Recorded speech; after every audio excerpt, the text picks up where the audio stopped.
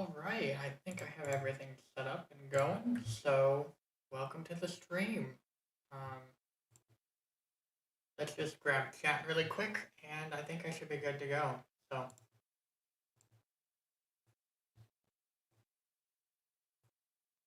cool. So today's live stream is going to be a data pack development, kind of like I did on Friday. But instead of developing one data pack, I'm hoping to get. I have a list here. I have 6 ideas. So we'll see if I can get 6 done in. I don't know. I'm going to give myself about an hour.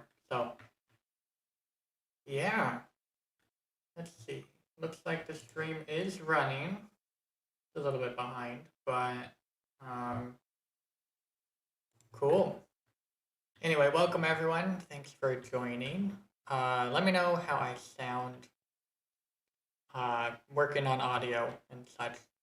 Infernal Viper, who's in the chat, gave me some tips on some software to use. So hopefully should sound a little bit better than I previously did. But all right, let's just jump right into this because, I mean, no point in really waiting, right? So first data pack I'm wanting to make is a pretty simple one.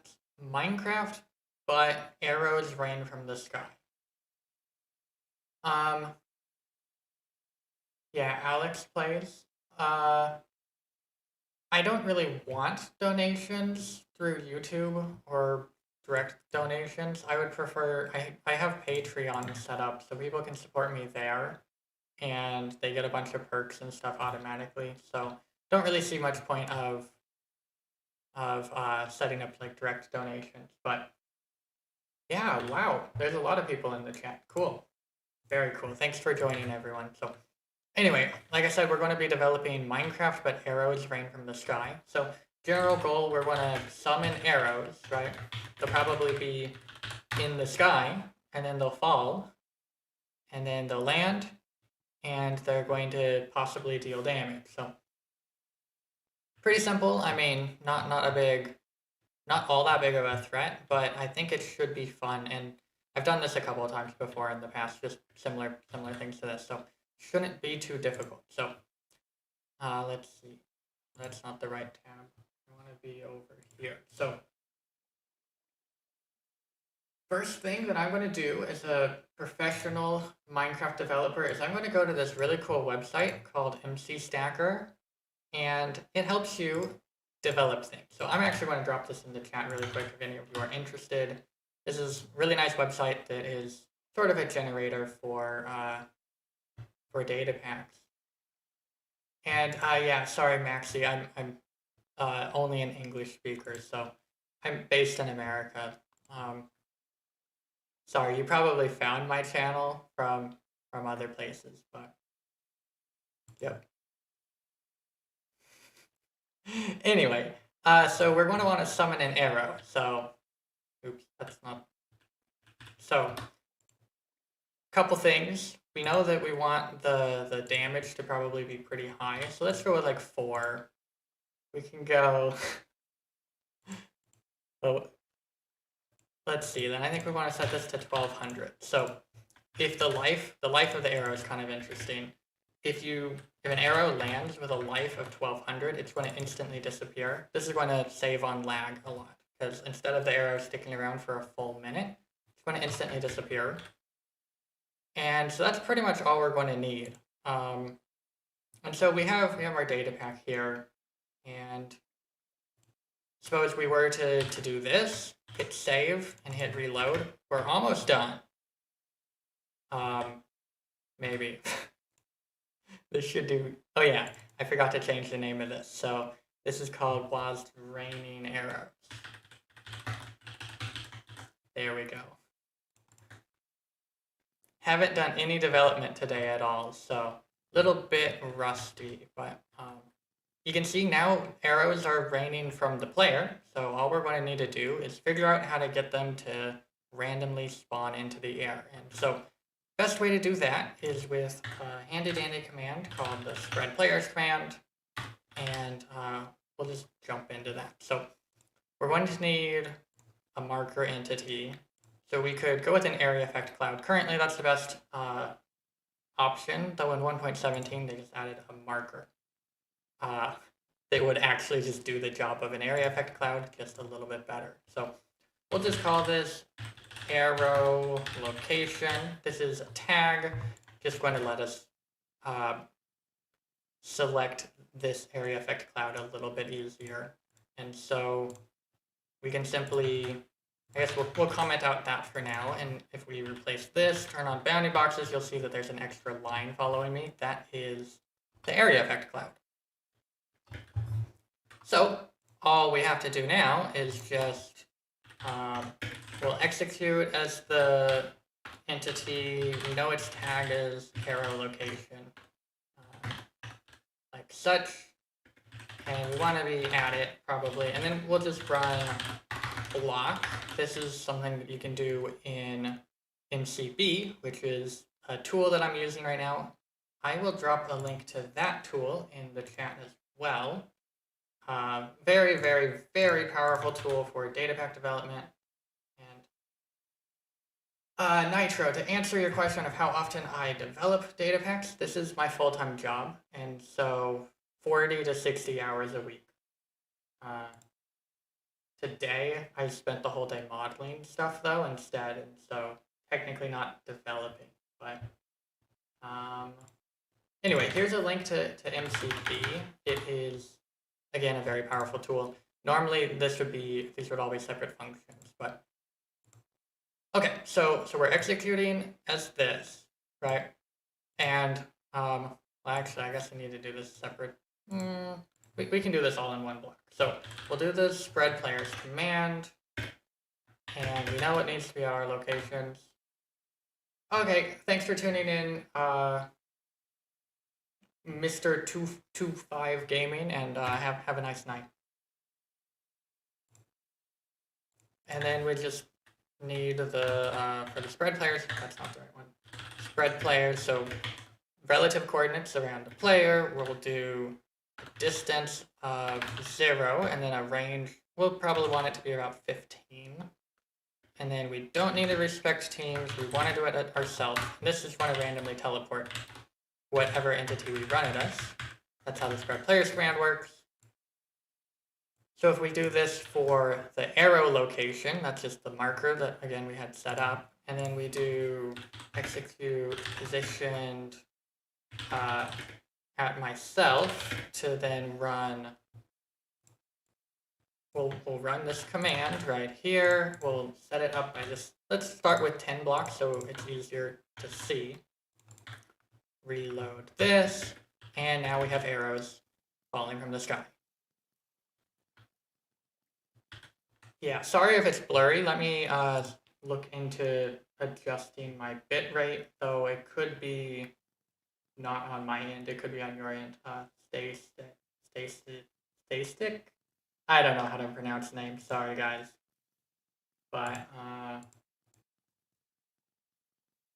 now I have pretty good bit rate, so probably on your end. Could be completely wrong though. If anyone wants to confirm that it's blurry, that would be fantastic.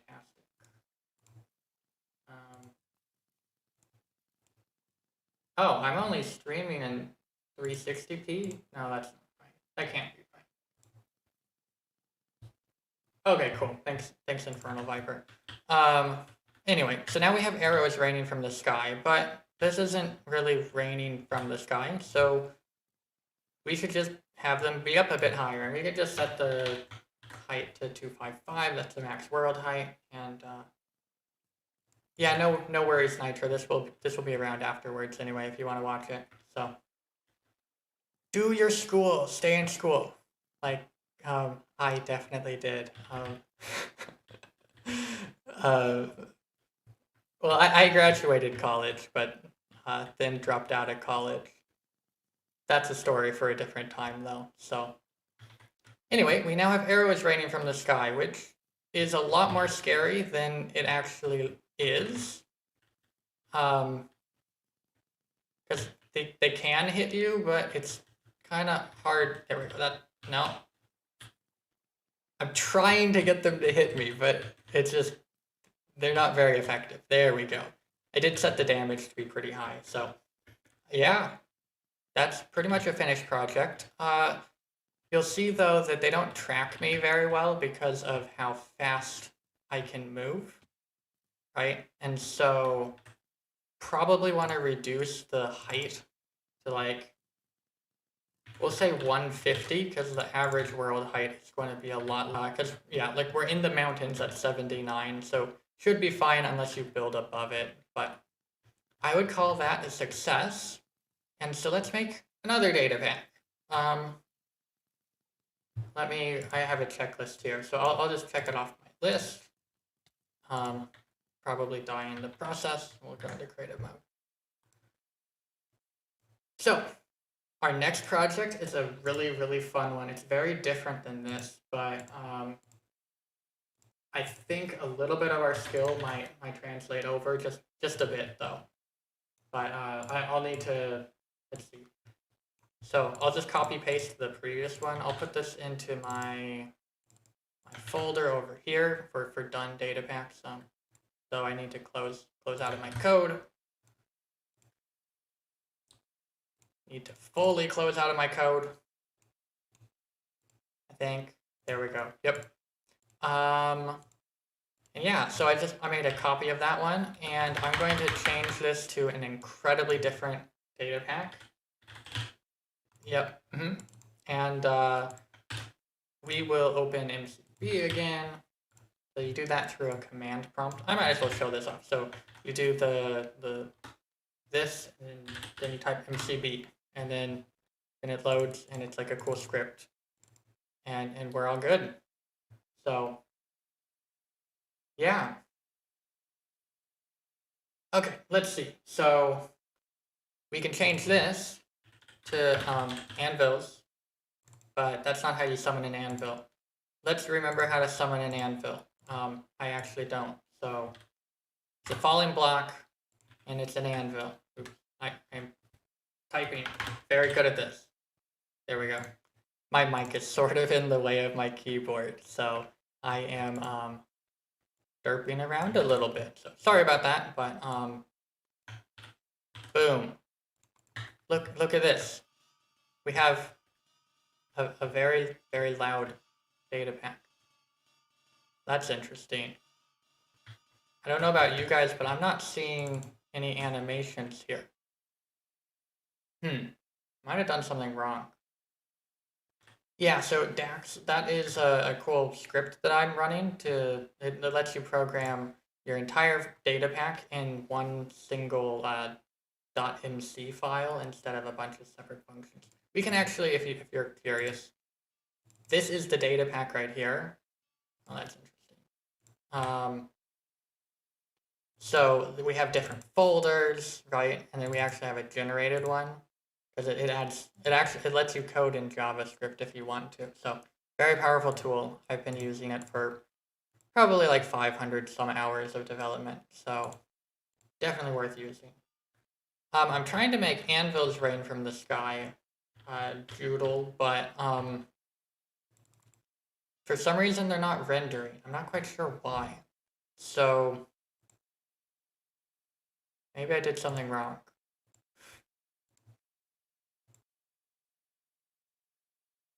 This should work. Am I just being dumb? I'm probably being dumb.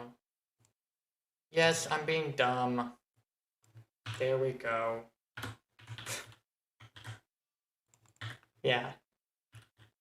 There we go. Anvils are now raining from the sky. Very cool. This one makes a mess. I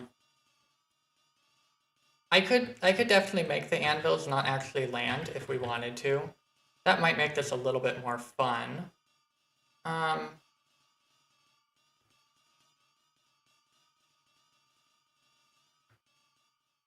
Yeah, I think it would probably be better if they don't land. And how's my volume for the anvil? Is that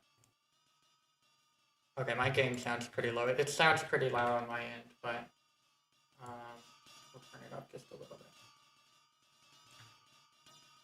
Yeah, so Nitro, they were spawning on the ground, and so I just set them to actually spawn in the air because That's a a good thing to make them fall. Because see, this was relative coordinate right there, so it was saying spawn them on the ground. No, I want them in the air. So, oh, do I not have any game sound? Sorry about that. I must have not configured things right. Game sound's kind of overrated though. So we could, if we wanted to, make these anvils not land on the ground, because right now they're kind of making a mess, right? So we're going to want to, for that, we're going to grab a tag. We will add it here. This is going to just be, we'll just call it falling anvil. Okay, I can turn up my volume just a little bit then. So we have our falling anvil, and this is something we can execute as. So we could just execute as entity tag equals that, and probably at the location, and then we'll again run a block. This is basically, this is the lazy way of, and I should probably change this too. Okay, 1 second. I need to clear out of, I forgot to change the name of the actual data pack. Probably an important thing to do. Okay, that should work. Cool. So these blocks, they generate a function. This is not something you can do in vanilla Minecraft, so do realize that normally you would run like function was raining anvils, and then we'll just call this anvil. And then I would create a function with that name. So we anvil. And then from here, we would do what we need to do. So we know that the anvils need to disappear before they hit the ground, right? Because currently, if they hit the ground, they turn into a block. They're not an entity. So we can detect the ground. I should probably not leave that running. It's kind of annoying. To do that, we'll do unless block below me.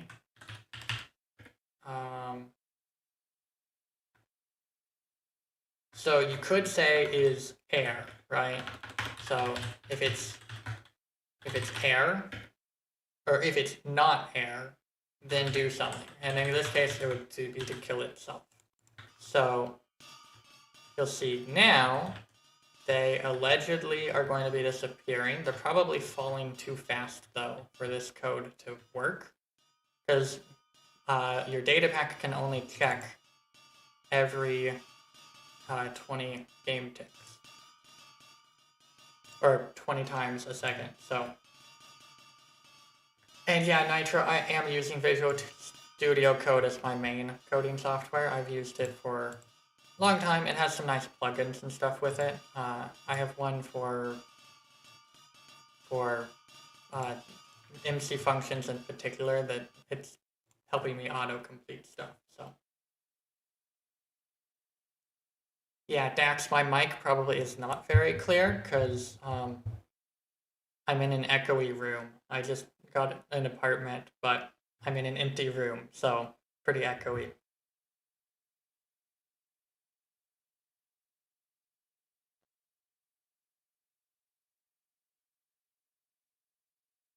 Yep, I'm aware of that, Infernal Viper. I like using MCB. It's really, it lets you code things lazily that are also really efficient. So let's try this and just say air, because it could be that I'm dumb and made a mistake. So, and it looks like it was that one. So you can see though, it's not consistent, right? Some of the times they're disappearing and other times they're not. That's just due to how fast they're falling.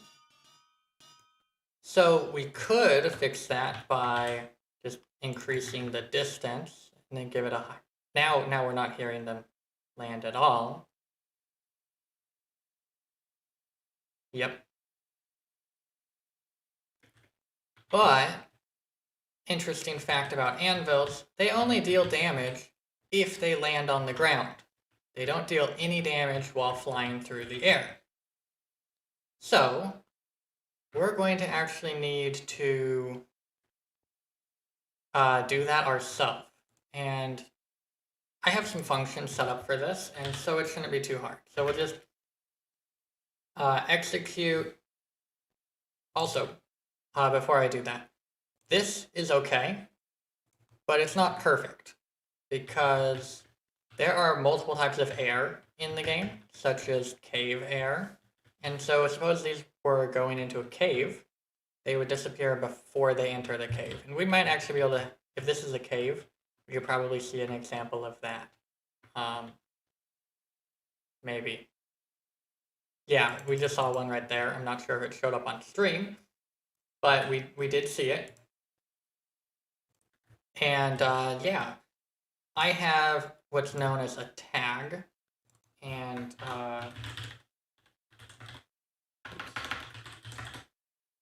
of all of the non-solid blocks in Minecraft. That's in my library, and this will basically do the job for us. So,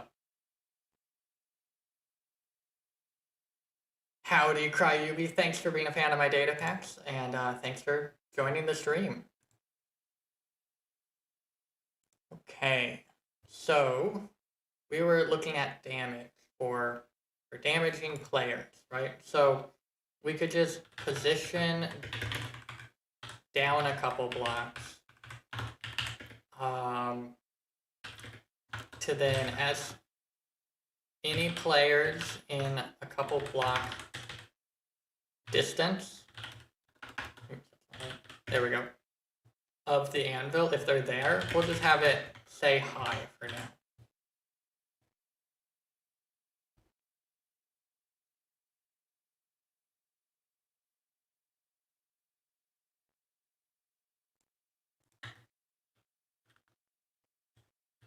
And we should see, yep, when that anvil hit me, it said, well, I didn't type hi right, but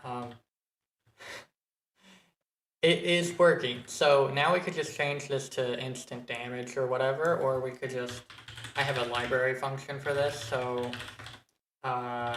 damage, I think it's, let me look this up.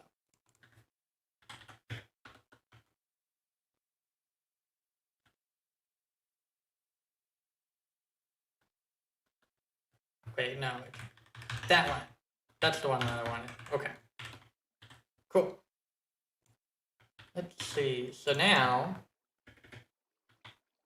allegedly, if this hits me, I will die.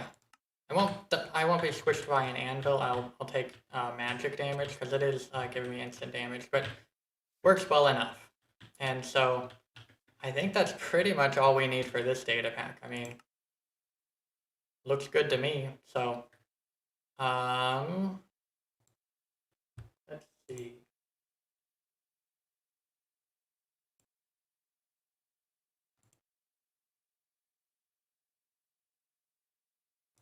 Okay, so 2 data packs done. But now we have. Now let's not do that one. We'll do a bit more fun of a data pack. So we can close out of this again. Stop that. We can. That's not the right one. Put you back over here. Grab my template, and then we'll do. This is a completely different data pack, but we'll do can't. Let's see. That's the wrong button. Can't break logs. We'll try that one.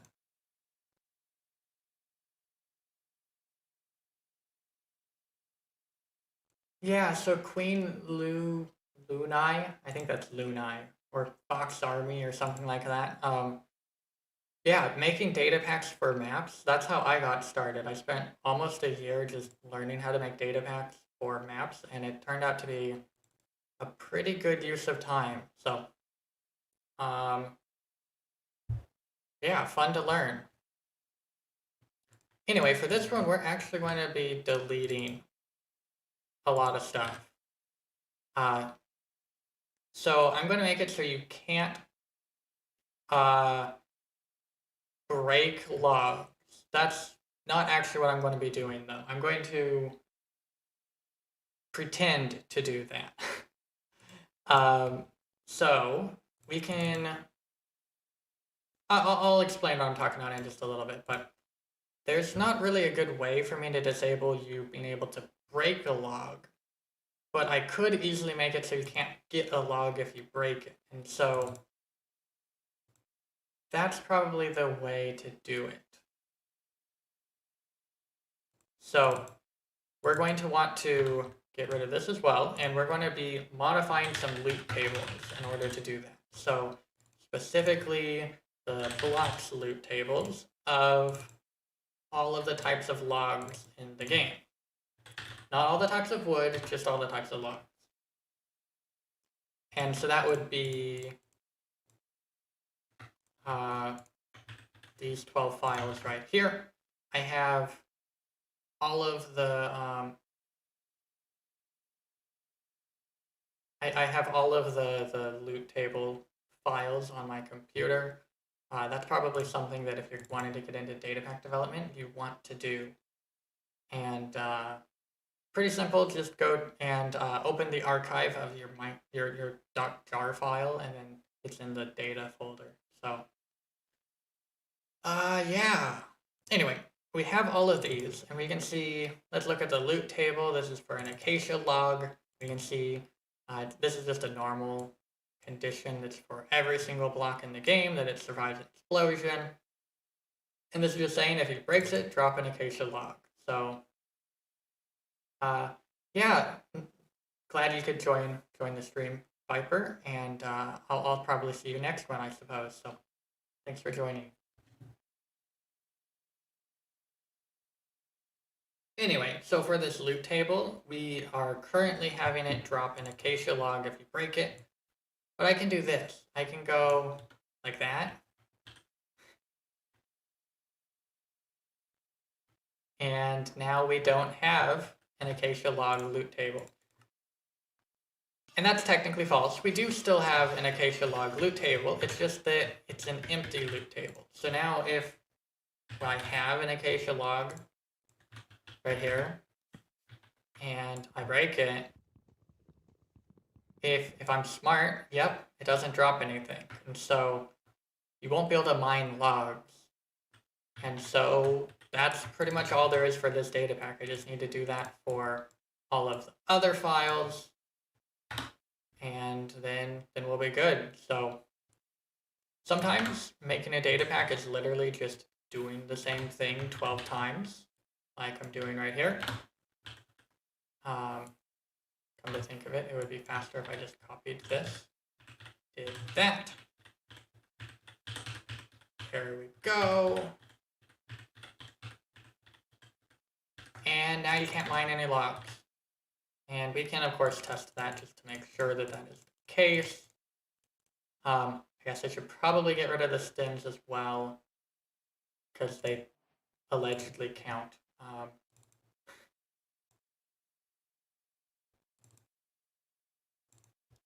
Yeah, I'll get rid of the stems as well. Okay, so those are the crimson and warped stems. So those files there, and then you.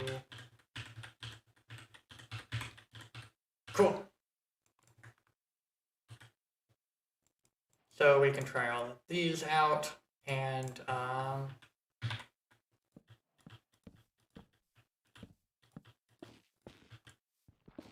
but yeah, none of them should drop. And then also if we do it for the stripped versions, just in case the player was smart enough to try to strip the logs before they harvested them, that's not going to work either. So yeah, I think this challenge is actually kind of fun because you can absolutely still beat the game. Like all you really need to do is you could find a village and mine some planks in the village, right? Locate a village and okay, well we got unlucky. This one doesn't have any planks. But yeah, no planks. We could go to a shipwreck. Did I not do that right? And shipwrecks are made out of plenty of logs, or not, and planks, right? So you could get planks that way. So yeah, I mean the challenge is totally doable, but at the same time, oh boy, it looks like I might have internet problems. Let me.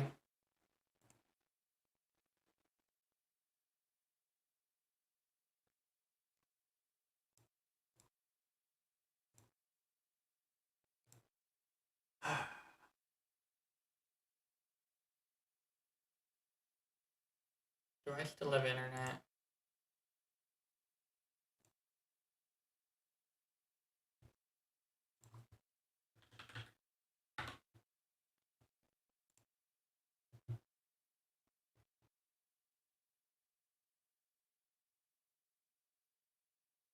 Huh.